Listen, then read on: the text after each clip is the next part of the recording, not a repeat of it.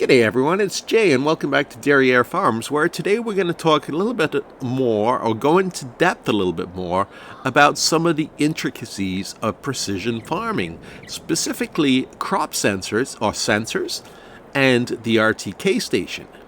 Now, regular viewers to my channel will go, hey, but Jay, we already talked about that when you did your tutorial series on precision farming.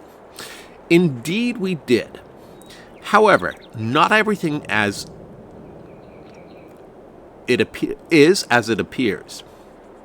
And there is debate raging back and forth between some people that say they work just fine and other people that say they're bugged.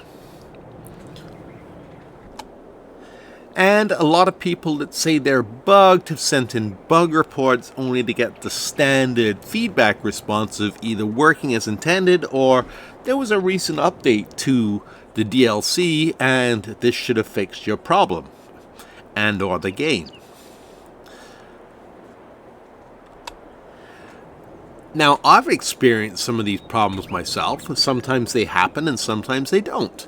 And it really had me confused. I wasn't sure if it was a map thing, or if it was just a general bug with precision farming, or what it was. And I finally narrowed it down and figured out what the problem is. And we'll go into that in a minute. But first, so you guys know, let's talk about the types of problems people were having. And to do that, let's take a look at the main map menu. And we'll go to Precision Farming and Nitrogen, because this is the easiest place to see it. So you can see the most common problem is stripes up and down the field. And this happens for two reasons. I've either had it where my combine has been going up and down the field and it misses small strips of crop which don't get harvested. And then when you either plow them in or cultivate them in or reseed over them, especially with a crop that requires less nitrogen, you are left with a strip which has a higher nitrogen score. Wheat, for example, has 180 to 200 kilograms per hectare of nitrogen requirement, whereas oats doesn't have anywhere near that. So you will get a much higher, much greener reading where that strip was left.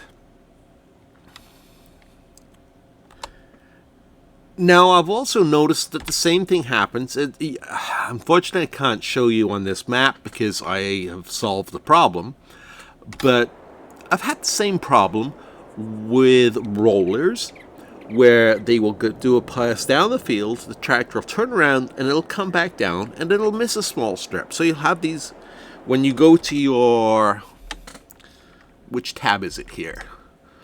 This one here, the soil composition, where it says needs rolling. You'll get blue strips like this running either down the field or partly down the field. And I was having them actually run pretty much the whole length of the field, up and down. And there were other pieces of equipment that were doing that too. It wasn't just rollers. They were missing sections of the field. Going back to our other screen, the problem I have here is with actual nitrogen and planting. And we're going to cover that in a second, the nitrogen, because nitrogen's a different topic. So let's talk about the problem I was having with the harvesters and the rollers. Well, it all boils down to the RTK station. With this John Deere combine, and I did try multiple combines to see what the problem was, and this header, which is the 45 header that got converted over from Farming Simulator 19 to Farming Simulator 22.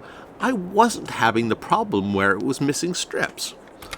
But whenever I was using my favorite combine,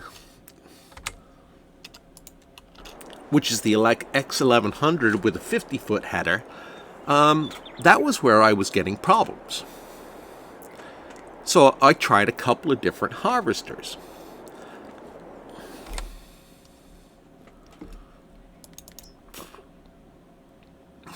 I tried the Fent Ideal, the Massey Ferguson, and I also tried the Case. Let's use the Case as an example. When I was using the 45-foot Draper head with the Case, no problem. But when I used the 41-foot, the new Terraflex that was introduced to Farming Simulator 22, I was having the problem.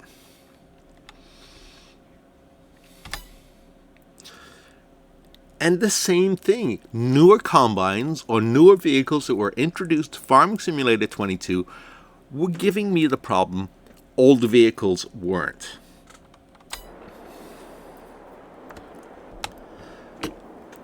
So I finally figured it out. I deleted my RTK station. But before I explain why, or exactly what the problem is as far as I've figured it out, let's take a look at what the game says about the RTK station. Basically, as it does in real life, it gives you a better GPS signal. So your harvesting or your field work is more accurate, and therefore workers work up to 11 times faster than before. The way the game accomplished that in 19, and this was carried over to 22, was it greatly reduced the overlap of the piece of equipment that's doing the work. I'll show you what I mean. I unfortunately don't have a field. I could skip ahead, but then that's going to ruin my planting.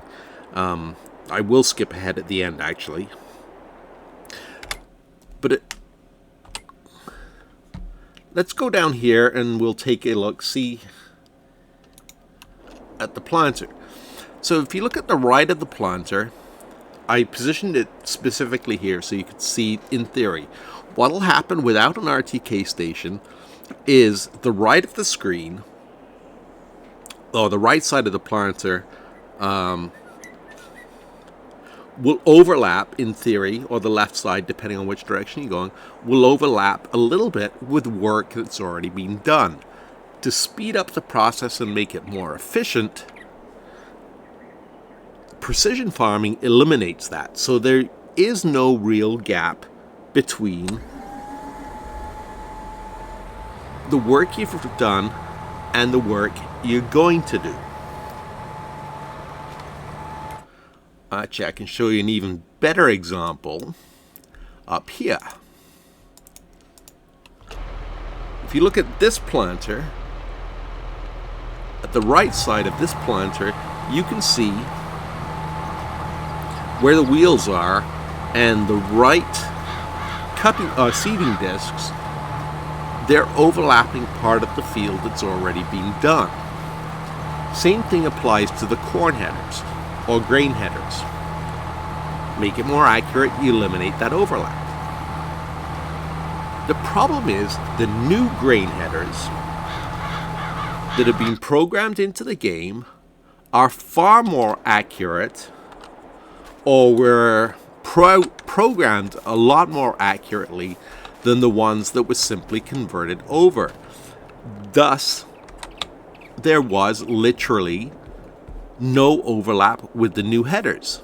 And by having an RTK station planted, it was actually forcing those headers to be a little bit wider, and by doing so, was ensuring that those headers missed strips. Hence the reason you were getting strips of missed crop. Same thing with the rollers, because the rollers are new to the game and they were programmed almost perfectly in terms of where they should overlap and where they shouldn't. By default, they don't miss strips. Following me so far?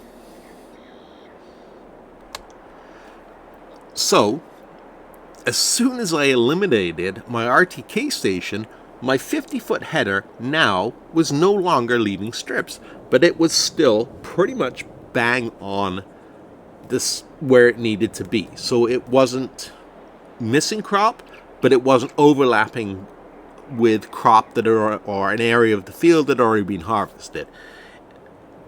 It was pretty much following the crop straight down, almost perfectly. Kind of like the RTK station was supposed to do.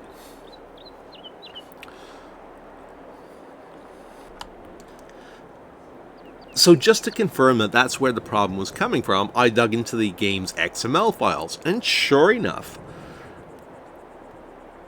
it took a little bit of math and a little bit of conversion because everything's programmed in meters in the XML files. But the working width of the 50-foot header was pretty much exactly 50 feet. Whereas the working width of the 45-foot header was about 43 feet. So that's the reason you were getting about 2 feet worth of overlap. So when the programmers set about doing the new equipment for Farming Simulator 22,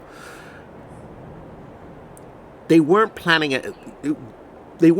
ahead for precision farming in the RTK station, but they were making the game far more efficient and effective. Hence the reason, depending on the equipment you're using, get rid of the RTK station, because most of the new base game equipment for Farming Simulator 22, mulchers and rollers, and the new headers don't require it. And you'll just end up missing parts of your field. Make sense? Okay, perfect. If you have a question, leave it in the comments. Now, let's move on to seeding and nitrogen. So let's head back to this field where I set the worker with the planter off in a little while ago. Turns out that the strips you're getting from nitrogen have nothing to do with the RTK station. These are totally separate, and these are caused by something else. So I'm planting this field with corn, and let's take a look at its. There are no stripes. This field was also planted with the same seeder before I figured out the problem, and it was leaving stripes.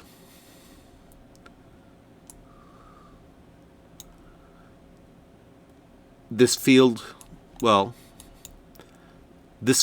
planted with a regular seeder, not a planter. It left stripes. Same with this field. You can see there are stripes.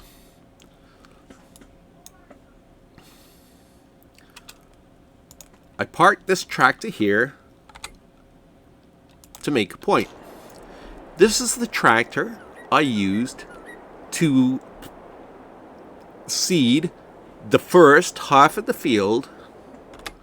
As you can see, the part of the field where we're having stripes. I then got the identical tractor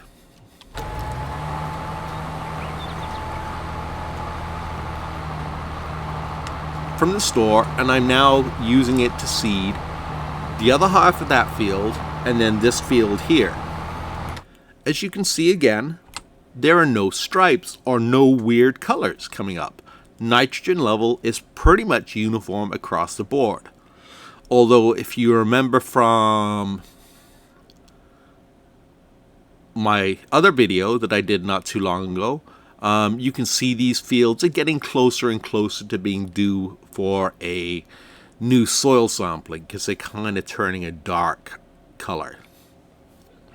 Not nearly as bright and vibrant as this one. Anyway, let's go back to this tractor. So this is the John Deere 7R. Same specs, maxed out as this one. Oh, come on, I keep forgetting to take it. Precision farming won't let you select a tractor. What's the key difference between the two? Everything is set up exactly the same. The only difference is this tractor is using the Iseria Pro Scout Compact. The other one isn't.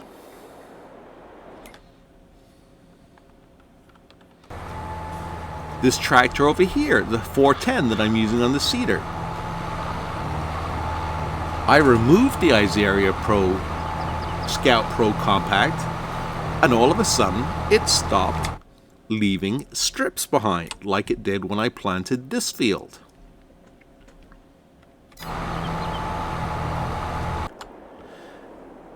Now, I discovered this completely by accident when I was on my Elm Creek farm, and I was using a very similar setup to this.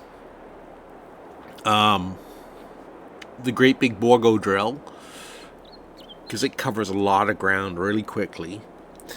And I decided to upgrade the tractor that was pulling it. And the one thing I forgot to add when I upgraded the tractor was the Iseria Pro Compact. I set it off to work, and all of a sudden, the field I was planting no longer had stripes in it. And I was like, huh? That's weird. Because right up until then, I had assumed the problem had been using an AI worker. Because if I did it myself, it wasn't happening. Mind you, I wasn't turning on the scanner. The AI worker turns the scanner on automatically. And that was when I clued in. It's the crop sensor or the scanner that is causing the problem. Don't know why. I've tried to dig around a little bit to find out why. But it's that's causing the problem. And I assumed, well, let's take a look at what Giants has to say about the scanner. They don't give a lot of detail on... They don't actually talk about the scanner at all for base game nitrogen. They just talk about using the crop sensor being the key word. They recommend waiting till the spring when the crops actually got enough green on it to be detected before using this sensor, and then it will detect where the nitrogen levels of those crops are and adjust accordingly.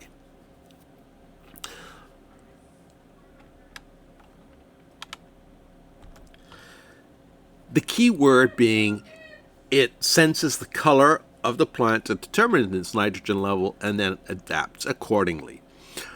So I knew it worked on grown plants. I just had assumed that by default it wouldn't work if there was nothing in the ground and everything would work as normal. Easy peasy. So I put them on my tractors, various tractors, to ensure that whatever tractor I chose to do fertilization with was ready to go. Now, I tend to use these big brattle seed spreaders for my liming and fertilization. That way it's a 2-in-1. I figured medium to high horsepower tractors, they need the sensors. That way they're good to go for fertilization. Well, I didn't stop to think again that I'm using exactly the same tractors for my planting, especially when the farm got big enough. I'll rephrase that. When the farm got big enough that I needed big tractors for my planters, because most base game seeders and planters don't require a lot of horsepower.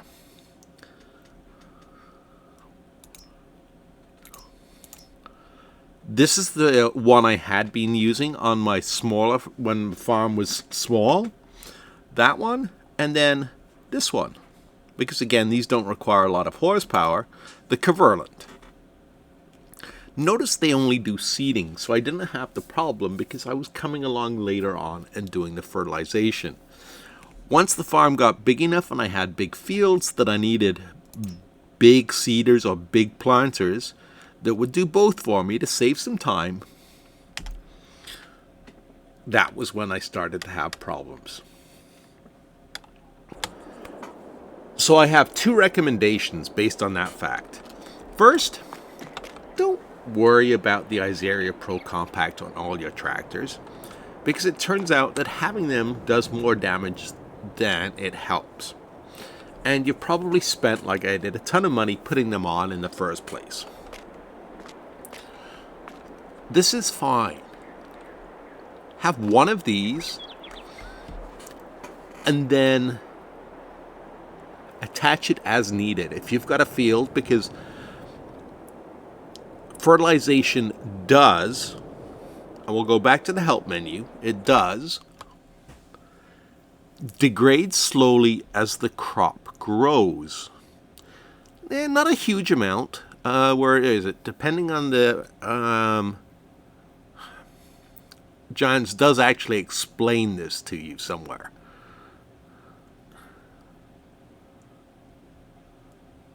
Anyway, in theory, and I find this happens sometimes, it doesn't happen all the time, but you will. And actually, let's go over to one of my other fields over here. Now, this one was planted properly, but as you can see, it's degraded. I'm down to about 175 to 180 kilograms per hectare of nitrogen. So the crop has slowly used up some of that nitrogen, and it will need to be topped up. So I'm going to use a tractor with the Iseria Pro on the front of it, not the compact necessarily. And I will top up that field.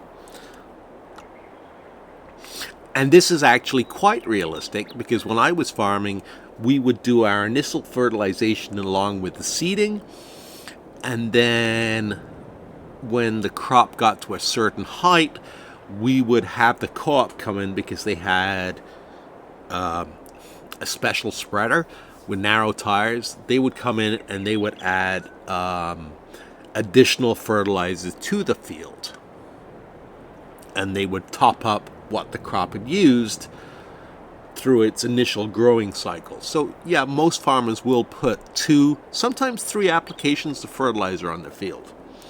So that's realistic, and I'm glad it works that way.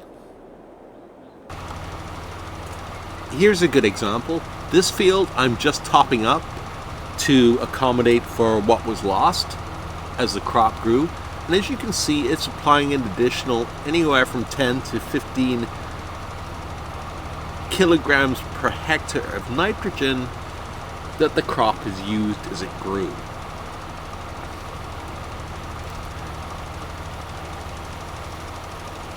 And for now, I just left the Iseria Pro Compact on this tractor. It will probably get taken off. Not a big deal, as this is my experimental farm.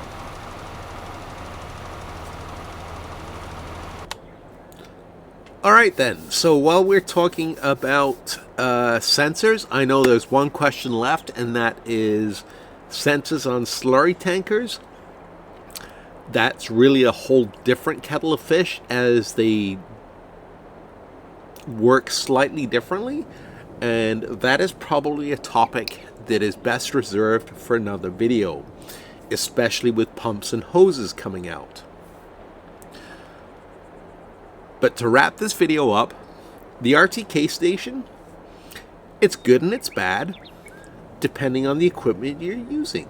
It can either cause more problems than it solves, or if you're using, like I said, equipment that is a little bit older, it does actually increase the work time. Is it worth it if it means you can't use certain equipment, or certain equipment is going to cause problems? Probably not, so I would say delete your RTK station. And as far as sensors go, definitely don't worry about having the Iseria Pro sensor on your tractor unless you are doing fertilization of a grown crop. Definitely do not use it for seeding because it bugs out your seeder. Hopefully this answers a couple of questions for people. Let me know in the comments if you have any questions or what you think. Thank you for watching and take care.